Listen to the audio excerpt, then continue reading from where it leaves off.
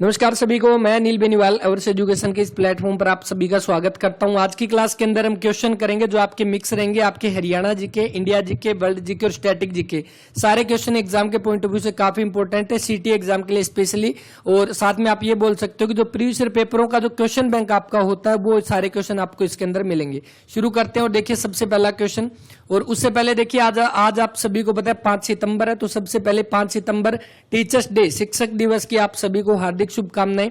और उसके साथ ही आपको पता है जैसे कि हम बात करते हैं सीटी एग्जाम के लिए 5 और 6 नवंबर को लगभग एग्जाम आपका बताया जा रहा है नवंबर के अंदर। उसी अकॉर्डिंग मॉक टेस्ट आप जरूर लगाएं और मॉक टेस्ट आप लगा सकते हो टेक्स्ट बुक के ऊपर। अभी आपका 5, 6 और 7 3 दिन आपका जो ऑफर चलेगा उसके अंदर आपको जो 500 का पास था वो 400 का हो गया है। और इसके ऊपर भी अगर आप कोड लगाते हो OE10 तो उसके ऊपर आपको एक्स्ट्रा 10% का डिस्काउंट मिलेगा। और फाइनली आपका जो पास पड़ेगा वो 360 रुपए का इसके अंदर आपको पड़ेगा। यहाँ पर आपको 1 साल का पास मिलेगा 360 में, जाकर आप देख सकते हैं। 7 तारीख तक का ये ऑफर है। और सीटी एग्जाम के लिए लगभग आपके 60 दिन बचे हैं, 60 दिन तो नहीं, लगभग आप बोल सकते हो कि 55 दिन बचे। तो इन 55 दिन के अंदर आप अपनी प्रैक्टिस जरूर लगाएं। मॉक टेस्ट लगाओगे तो आपकी तैयारी जो है वो एक अच्छे लेवल तक पहुंच जाएगी। आप जरूर इसकी प्रैक्टिस कर सकते हैं।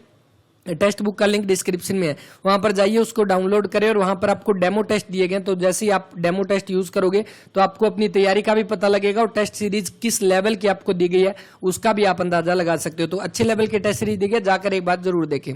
देखिए शुरू करते हैं। सबसे पहले लास्ट क्लास के अंदर क्वेश्चन पूछा गया था, भारत के सबसे पुराने फुटबॉल क्लब जो है उसका नाम क्या है? तो वो आपका हो जाएगा मोहन बागान एसी मतलब एथलीट क्लब। तो मोहन बागान एथलीट क्लब जो है, जो कि आपका कहां पर है? सबसे पहली बात, ये सबसे पुराना, इसकी स्थापना 15 अगस्त 1889 को इसकी स्थापना जो वो की जाती है। कहां पर है ये? पश्चिम बंगाल, यानी कि कलकत्ता के अंदर आपका ये रहेगा, कलकत्ता पश्चिम बंगाल के अंदर। ठीक है, तो इसको आप नोट कर सकते हैं, मोहन बागान एथलीट क्लब, जो कि आपका भारत और एशिया का भी सबसे पुराना है। भारत का दिया गया, इसके साथ ही अगर पूछे एशिया का भी सबसे पुराना है तब भी कौन सा रहेगा? मोहन बागान एसी जो है वो रहेगा। तो इसको आप ध्यान रख सकते हैं। इसके बाद नेक्स्ट, निम्न में से प्रतिहारों के द्वारा किस जागीरदार ने पृथुदका में विष्णु मंदिरों का निर्माण करवाया था? तो प्रतिहार वंश के द्वारा आपके विष्णु मंदिर जो है उनका निर्माण करवाया गया था। कहां पर? पृथुदका। अब आपको याद होगा हमने पढ़ा था कि पृथुदका किसका पुराना नाम है? तो किसका है? पेहवा का। पेवा का पुराना नाम जो है वो क्या था? तो पृथुदक या पृथुदका जो है वो पेवा का पुराना नाम था। इसको पहले इस नाम से जाना जाता था। तो इसी पेवा के अंदर जो आपके विष्णु मंदिर जो है, यहाँ पर आपके 3 विष्णु मंदिर का निर्माण करवाया गया था। और किसके द्वारा? वो थे आपके गोगा। ऑप्शन नंबर ए जो इसका वो राइट आंसर, प्रतिहारों के द्वारा करवाया गया था। और किसके द्वारा? एक तो गोगा था और उसके सौतेले भाई थे। कौन थे? पूर्णराज और देवराज। पूर्णराज और देवराज, इन दो तो ये सौतेले भाई थे किसके? गोगा। और इनके 2 सौतेले भाइयों के द्वारा, इन तीनों के द्वारा आपके जो 3 विष्णु मंदिर का निर्माण करवाया गया था पेहवा पृथुदका के अंदर। और ये मंदिर किस नदी के किनारे है? तो ये सरस्वती नदी के किनारे है।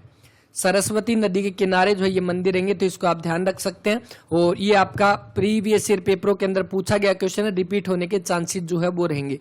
जब पेवा की बात हुई है तो पेवा को हम क्या बोलते हैं? हरियाणा का गया इसको बोला जाता है, हरियाणा का गया बोलते हैं पेवा को। और इसके साथ ही हरियाणा के जो वर्तमान के अंदर खेल मंत्री है जो कि कौन है? संदीप सिंह। तो ये संदीप सिंह ये कहां से विधायक है? तो पेवा से ये विधायक हो जाएंगे, हरियाणा के वर्तमान के अंदर जो खेल मंत्री है। ठीक है, तो इसको आप ध्यान रखना।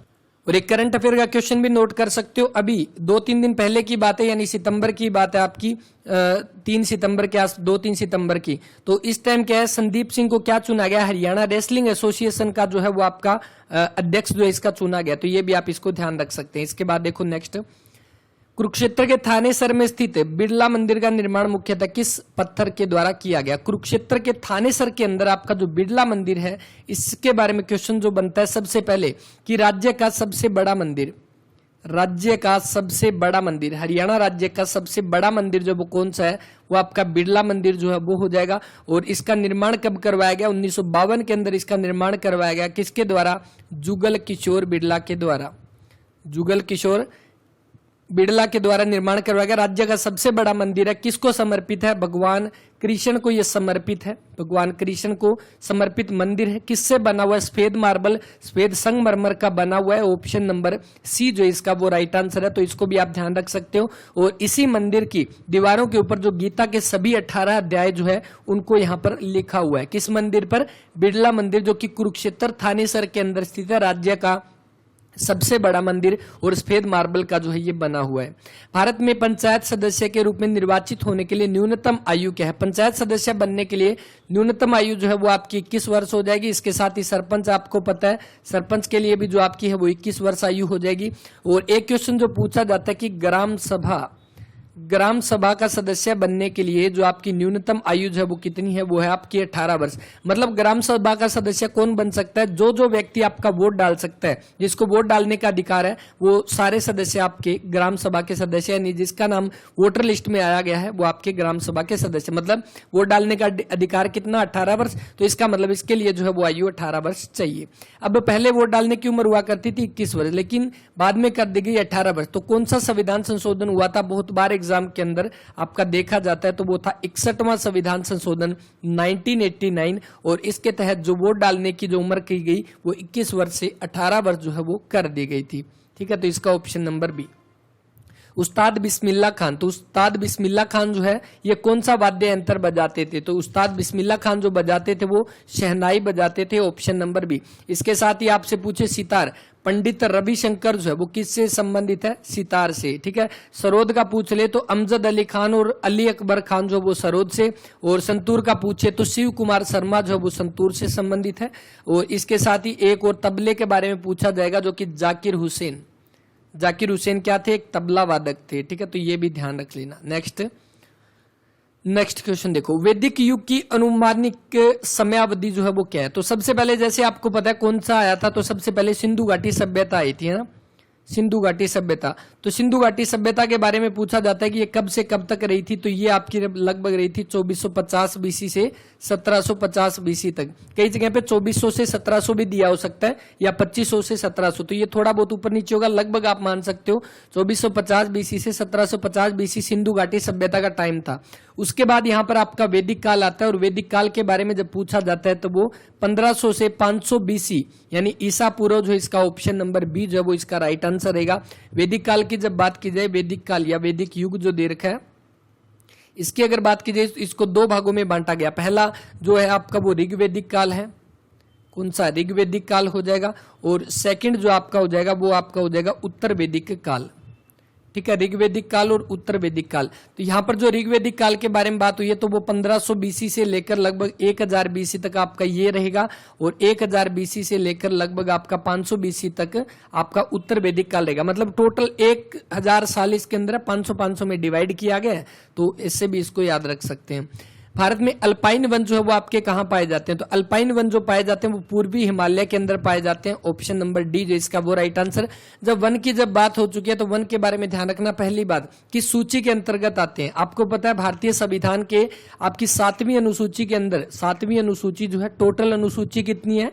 कमेंट करके बताना टोटल अनुसूची। देखो 7वीं अनुसूची के अंदर है ना आपके 3 विषय, कौन कौन से? एक आपके संघ सूची, एक आपकी राज्य सूची, एक आपकी समवर्ती सूची, है ना, ये 3 विषय। मतलब कि जो आपके जिसके ऊपर कानून आपका केंद्र सरकार बनाएगा, संघ बनाएगा, वो संघ सूची में आते हैं। जिस पर राज्य बनाएगा वो राज्य सूची में, समवर्ती में राज्य और केंद्र दोनों मिलकर कानून बनाते हैं।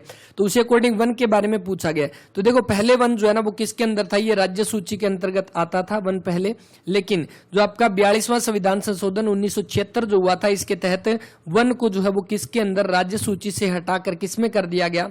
समवर्ती सूची के अंदर इसको शामिल कर दिया गया। ठीक है, तो ये ध्यान रखना। अभी वर्तमान के अंदर वन जो है किस सूची का विषय है? तो वो समवर्ती का सूची है। मतलब वन के ऊपर जो कानून बनाने का जो हक है वो राज्य और केंद्र दोनों को रहेगा, दोनों एक साथ करते हैं। और वहीं पे आपसे पूछे वन के संरक्षण के बारे में, पर्यावरण संरक्षण और वन संरक्षण के बारे में जो आपका आर्टिकल है वो कौन सा है? आर्टिकल 48 क।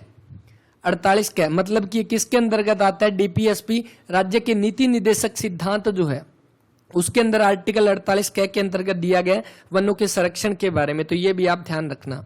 नेक्स्ट देखो, भारत में सबसे बड़ा और सबसे पुराना बैंक जो है वो कौन सा है? तो भारत की जब बात की जाए तो सबसे पहले जो भारत में बैंक, पहले 3 बैंक हुआ करते थे, 3 आपके प्रेसिडेंसी बैंक हुआ करते थे। कौन से? तो एक तो हुआ करता था बैंक ऑफ आपका कलकत्ता, बैंक ऑफ कलकत्ता, दूसरा बैंक ऑफ मद्रास और तीसरा बैंक ऑफ बॉम्बे।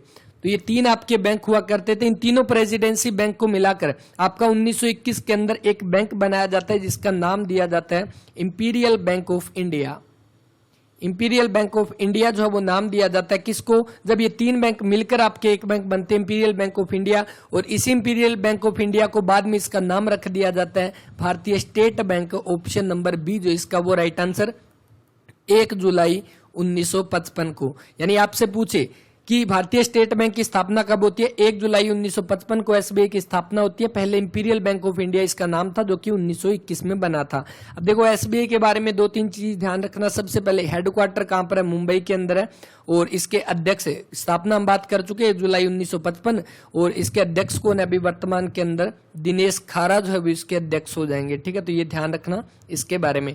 अब दूसरी बात की जाती है यहाँ पर पंजाब नेशनल बैंक की, तो दूसरा आपका जो कमर्शियल बैंक हो जाएगा या सबसे बड़ा राष्ट्रीयकृत बैंक हो जाएगा वो पीएनबी हो जाएगा यहाँ पे। और पीएनबी की जब बात करें तो पीएनबी की स्थापना जो है वो कब होती है, 1894 के अंदर इसकी स्थापना होती है। और इसके साथ ही इसकी स्थापना किसने की थी, तो लाला लाजपत राय और दयाल सिंह के द्वारा पंजाब नेशनल बैंक की स्थापना की जाती है। पंजाब नेशनल बैंक का हेडक्वार्टर कहां पर है, इसका हेडक्वार्टर दिल्ली के अंदर है। ठीक है, उसके बाद कैनरा बैंक, तीसरा जो आपका सबसे बड़ा स्वीकृत बैंक जो आपका हो जाएगा राष्ट्रीयकृत बैंक जो है वो हो जाएगा कैनरा बैंक। कैनरा बैंक का हेडक्वार्टर कहां पर है, बेंगलोर के अंदर हो जाएगा। ठीक है, तो इसके बारे में ध्यान रखना। हेडक्वार्टर एसबीआई का मुंबई के अंदर, पीएनबी दिल्ली, और कैनरा बैंक जो है वो बेंगलोर के अंदर हेडक्वार्टर हो जाएगा। हिंदी दिवस किस दिन मनाया जाता है, बहुत बार एग्जाम के अंदर क्वेश्चन पूछा गया। अभी 2021 के अंदर भी एचएसएससी ने जो पेपर लिए थे उसमें 2-3 पेपरों के अंदर पूछा गया था हिंदी दिवस कब मनाया जाता है। तो भारतीय संविधान के अंदर 14 सितंबर 1949 को भारतीय संविधान के द्वारा हिंदी को आधिकारिक भाषा का दर्जा दिया गया, यानी राजभाषा का दर्जा दिया गया 14 सितंबर 1949 को। और इसके तहत जो आर्टिकल दिया गया वो था संविधान का भाग 17, और भाग 17 के अंतर्गत आर्टिकल 343। तो आर्टिकल 343 के अंतर्गत क्या दिया गया कि संघ की राजभाषा हिंदी रहेगी, यानी कि संघ की भारत की राजभाषा जो है वो क्या रहेगी, हिंदी रहेगी, और इसकी लिपि जो है वो कौन सी रहेगी, लिपि रहेगी देवनागरी। ठीक है, तो आपको ये भी ध्यान रखना किस भाग के अंदर है, भाग 17। ठीक है, आर्टिकल 343 के अंदर है, और 14 सितंबर 1949 को क्या किया गया, राजभाषा के रूप में इस अधिकार जो स्वीकृत किया गया। इसीलिए 14 सितंबर को आपका कौन सा हिंदी दिवस के रूप में मनाया जाता है, कब से शुरू किया गया, 1953 से ही आपका हिंदी दिवस के रूप में मनाना शुरू किया था। ठीक है, तो ये ध्यान रखना आर्टिकल 343 से संबंधित रहेगा। नेक्स्ट, ब्रह्मांड का अध्ययन जो है वो क्या कहलाता है, तो ब्रह्मांड का अध्ययन मतलब कि जब आपको पता है ब्रह्मांड की उत्पत्ति किससे बताई जाती है, बिग बैंग थ्योरी से बताई जाती है। तो बिग बैंग थ्योरी से लेकर और अब तक जो ब्रह्मांड के अंदर जो घटना घटित हो रही है उन सभी के अध्ययन को क्या बोला जाता है, उसको बोला जाता है कोस्मोलॉजी। ठीक है, तो उसको बोला जाता है कोस्मोलॉजी, कोस्मोलॉजी बोला जाता है। और अगर हिंदी में देखें तो आपका ब्रह्मांड विज्ञान जो है आपका इसका राइट आंसर रहेगा ऑप्शन नंबर ए, जो इसका वो राइट आंसर है कोस्मोलॉजी या ब्रह्मांड विज्ञान। ठीक है, ऑप्शन नंबर ए। रानिया हरियाणा के निकट फिरोजाबाद की स्थापना कब की गई, तो रानिया सबसे पहली बार रानिया कहां पे पड़ता है, हरियाणा के सिरसा जिले के अंतर्गत आपका आता है रानिया। और इसी रानिया से आपके विधायक जो वर्तमान में हरियाणा के जेल मंत्री है, हरियाणा के बिजली मंत्री है, जो कि कौन है, रणजीत सिंह चौटाला। रणजीत सिंह चौटाला सबसे उम्रदराज विधायक रणजीत सिंह चौटाला जो है निर्दलीय विधायक है, और रानिया से इनका संबंध है। इसी रानिया के निकट जो फिरोजाबाद की स्थापना की गई थी, किसके द्वारा, फिरोज शाह तुगलक के द्वारा स्थापना की गई थी, किसके द्वारा, फिरोज शाह तुगलक के द्वारा। ठीक है, अब अगर आपको याद होगा फिरोज शाह तुगलक किसका बेटा था, मोहम्मद बिन तुगलक का बेटा था, जो कि जिसकी मृत्यु 1351 के अंदर होती है, और उसके बाद 1351 से लेकर और 1388 तक शासन करता है फिरोज शाह तुगलक दिल्ली की गद्दी पर। इसका मतलब 351 में जब वो आता है तो ना तो 1350 बनेगा, ना बनेगा 1340। इसका राइट आंसर जो बनेगा 1360। ठीक है, तो रानिया के निकट आपका फिरोजाबाद की स्थापना जो की गई किसके द्वारा, फिरोज शाह तुगलक के द्वारा 1360 के अंदर। और फिरोज शाह तुगलक ने आपको पता है और किसकी स्थापना की थी, फिरोज शाह तुगलक ने। तो फिरोज शाह तुगलक ने सबसे पहले 1352 के अंदर किसकी, फतेहाबाद की स्थापना की थी, और इसके बाद 1354 के अंदर किसकी की थी, हिसार का पुनर्गठन किया था, हिसार की स्थापना की थी 1354 में। 1360 के अंदर फिरोजाबाद की। एचएसएससी के पेपरों में पूछा गया क्वेश्चन है, और कहीं भी आपको ये क्वेश्चन देखने को नहीं मिलने वाला, तो इसको अच्छे से नोट कर लेना। ऑप्शन नंबर सी जो इसका वो राइट आंसर बनेगा। और इसके साथ ही जब आपकी बात होगी फिरोज शाह तुगलक की, तो इसके बारे में एक क्वेश्चन पूछा जाता है कि इसने क्या किया था, ब्राह्मणों पर जजिया कर लगाया था, ब्राह्मणों पर जजिया कर। अब जजिया कर आपका क्या होता है, एक टैक्स लिया जाता था उस समय, जो दिल्ली सल्तनत पर जो राजा बैठते थे, और राजा कौन थे आपको पता है, मुस्लिम ही हुआ करते थे लगभग सारे। तो जो गैर मुसलमानों से जो कर लिया जाता था उसको बोला जाता था जजिया कर। पहले ब्राह्मणों से नहीं लिया जाता था, लेकिन फिरोज शाह तुगलक पहला ऐसा शासक बना था जिसने ब्राह्मणों के ऊपर भी जजिया कर जो है वो लगाया था। तो ये आपको ध्यान रखना है क्वेश्चन। गौतम बुद्ध ने अपने प्रवचन किस भाषा में दिए थे? तो महात्मा बुद्ध जो है उन्होंने अपने लगभग जो आपके वचन जो प्रवचन जो है, सबसे पहले उनका जो सर्वाधिक उपदेश कहां पर दिए थे? सर्वाधिक उपदेश किसने? महात्मा बुद्ध ने। तो इन्होंने, महात्मा बुद्ध को क्या बोला जाता है? एशिया पुंज बोलते हैं, लाइट ऑफ एशिया इनको बोला जाता है, ठीक है। इन्होंने सर्वाधिक उपदेश आपके कहां दिए थे? श्रावस्ती के अंदर दिए थे। श्रावस्ती क्या है? ये कौशल देश की राजधानी थी, कौशल देश की राजधानी। यहां पर महात्मा बुद्ध ने सर्वाधिक अपने उपदेश दिए थे। उसके बाद आपसे पूछेगा प्रथम उपदेश महात्मा बुद्ध ने। तो महात्मा बुद्ध ने जो आपके प्रथम उपदेश जो वो आपका कहां पर दिया था? वो दिया था सारनाथ के अंदर। और इसी सारनाथ के अंदर जब उपदेश दिया था, इसी को नाम दिया गया, क्या दिया गया? धर्म चक्र प्रवर्तन, ठीक है। धर्म चक्र प्रवर्तन नाम दिया गया, जो प्रथम उपदेश दिया गया था, ठीक है। ये एग्जाम में पूछा गया है। और प्रथम दिया था सारनाथ के अंदर, सर्वाधिक दिए थे श्रावस्ती कौशल देश की राजधानी के अंदर। और किस भाषा में दिए थे? पाली भाषा के अंदर इन्होंने अपने सबसे ज्यादा जो है वो अपने प्रवचन दिए थे। तो ऑप्शन नंबर बी जो इसका वो राइट आंसर रहेगा। नेक्स्ट देखो, मैकमोहन रेखा किन देशों के बीच की अंतर्राष्ट्रीय सीमा है? तो भारत और चीन के बीच की है, बिल्कुल आप सभी को पता है। भारत और चीन के बीच की जो बाउंड्री लाइन है उसको बोलते हैं मैकमोहन रेखा। सबसे ज्यादा भारत की बाउंड्री लगती है बांग्लादेश के साथ, दूसरी आपकी चाइना के साथ लगती है, ठीक है। और वहां पर भारत और पाकिस्तान के बीच में कौन सी है? रेड क्लिफ लाइन है। रेड क्लिफ लाइन जो है वो भारत और किसके बीच में हो जाएगी? भारत और पाकिस्तान। और वैसे आप सभी को पता है पहले भारत, पाकिस्तान और बांग्लादेश आपका एक ही हुआ करता था, लेकिन जब पाकिस्तान को अलग किया गया 14 अगस्त 1947 को जब आजाद किया गया, तो एक तो पाकिस्तान को ये वाला हिस्सा दे दिया जो अभी वर्तमान का पाकिस्तान है, जो आपको इस तरह से जब आप मैप लगाते हो तो आपको पता है जो इस तरह से, ठीक है। तो जो आपका ये अभी वर्तमान का जो पाकिस्तान है ये पाकिस्तान के पास, और इधर वाला जो बांग्लादेश है उसको नाम दिया गया पूर्वी पाकिस्तान, ठीक है। और ये आपका हो जाएगा पश्चिमी पाकिस्तान। तो इसके साथ जो बाउंड्री थी उसको भी रेड क्लिफ नाम दिया गया, और इसके साथ भी जो लाइन थी बांग्लादेश के साथ उसको भी जो नाम दिया गया वो रेड क्लिफ लाइन जो है वो नाम दिया गया। तो इसका जो बना option number B right answer. और बांग्लादेश जो है, बांग्लादेश की जब बात की जाए तो बांग्लादेश को अलग किया गया था कब? 1971 का भारत पाक का जो युद्ध हुआ था, भारत पाक 1971 का जो युद्ध हुआ था, इसके बाद 1972 के अंदर, जुलाई 1972 के अंदर शिमला समझौता जो होता है, शिमला समझौता, इसके तहत ही आपका बाद में जो 1972 के अंदर बांग्लादेश को एक अलग देश जो है वो बनाया जाता है, पाकिस्तान से अलग कर दिया जाता है, ठीक है। तो इसके बारे में ध्यान रखना, शिमला समझौता जो भारत पाकिस्तान 1971 युद्ध से आपका संबंधित रहेगा। नेक्स्ट देखो, संयुक्त राष्ट्र के मानवाधिकार उच्चायुक्त का कार्यालय कहां पर है? यानी संयुक्त राष्ट्र के मानवाधिकार उच्चायुक्त का मतलब United nation human right council, United nation human right council जो है इसका कार्यालय आपका कहां पर है? तो पहली बात, इसकी स्थापना जो वो कब होती है? तो 15 मार्च 2006 के अंदर इसकी स्थापना होती है। और हेडक्वार्टर जो जेनेवा स्विट्जरलैंड के अंदर इसका हेडक्वार्टर रहेगा।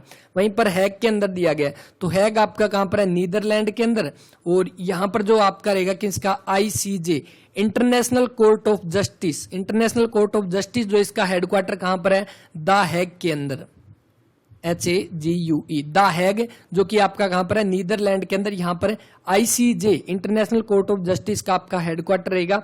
और ICJ से एक बार क्वेश्चन पूछा गया कि इसके अंदर जो जज जो होते हैं, जो आपके जज जो होते हैं, उनकी रिटायरमेंट एज कितनी होती है? तो कितने साल के लिए वो चुने जाते हैं? तो वो आपके 9 साल इनका जो कार्यकाल होता है। कितना कार्यकाल? 9 साल होता है ICJ के जो आपके जज होते हैं उनका। नेक्स्ट, चिटगांव सशस्त्रागार छापे के पीछे किस महान क्रांतिकारी का दिमाग था? तो चिटगांव एक सशस्त्रागार छापा या विद्रोह जिसका नाम दिया गया आपका, और ये आपका चिटगांव है कहां पे? पहली बात ये, जैसे कि मैंने अभी आपको बताया, पहले विभाजन से पहले आपका भारत, पाकिस्तान और बांग्लादेश एक ही था। तो ये चिटगांव उस समय के बांग्लादेश के अंदर था, ठीक है। बांग्लादेश अभी वर्तमान के बांग्लादेश के अंदर है।